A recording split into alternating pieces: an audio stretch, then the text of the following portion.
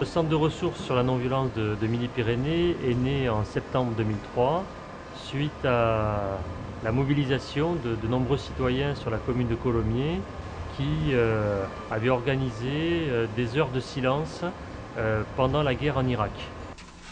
On avait protesté contre la guerre, mais qu'est-ce qu'on faisait de plus? À l'automne suivant est née la première AG du centre de ressources. Vous avez une partie bibliothèque qui est ici avec à peu près 2000 livres, la collection de base étant celle d'Alain Réfalo, puis après elle s'est élargie avec des dons et des achats réguliers.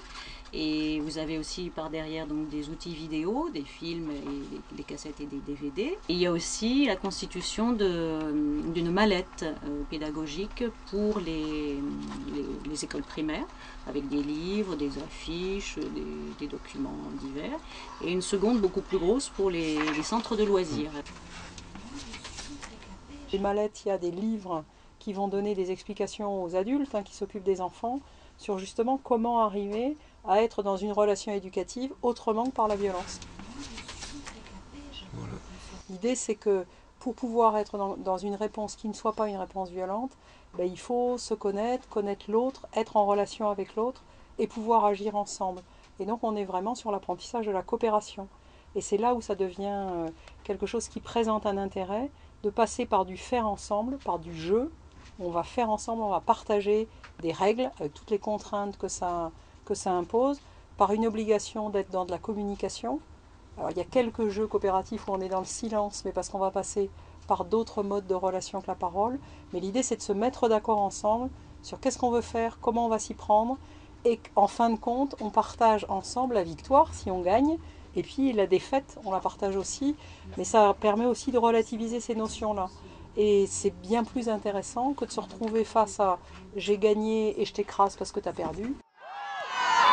Dans le cadre de la culture de la non-violence, il est important d'essayer de sortir de la spirale mortifère des violences, des revanches et des vengeances, d'apprendre à s'affirmer sans agresser l'autre, à se défendre sans se détruire et sans détruire l'autre.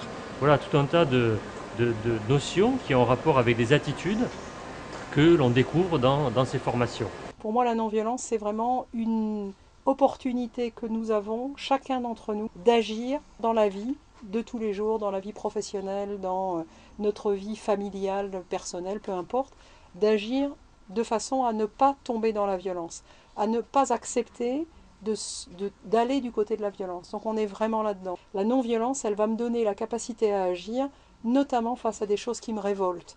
C'est cette énergie que la non-violence peut donner qui va à un moment donné me faire me lever pour aller dire non, ça je n'accepte pas de telle ou telle chose, une violence qui m'est faite. Je suis en capacité de dire non à cette violence-là et de le revendiquer comme telle. La violence étant quelque chose qui a une visée destructive. La non-violence, elle a une visée constructive à l'inverse. C'est une citation que je trouve extraordinaire de la part de Cyrulnik, de Boris Cyrulnik, qui dit l'homme est 100% bon et 100% mauvais. Et à partir de là, qu'est-ce qu'on cultive? On va cultiver le bon ou on va cultiver le mauvais? Ça, c'est un choix qui appartient à chacun d'entre nous. Et je crois que c'est ça que nous donne la non-violence. C'est vraiment d'arriver à repérer ça et de décider en toute conscience de quel côté on a envie d'être.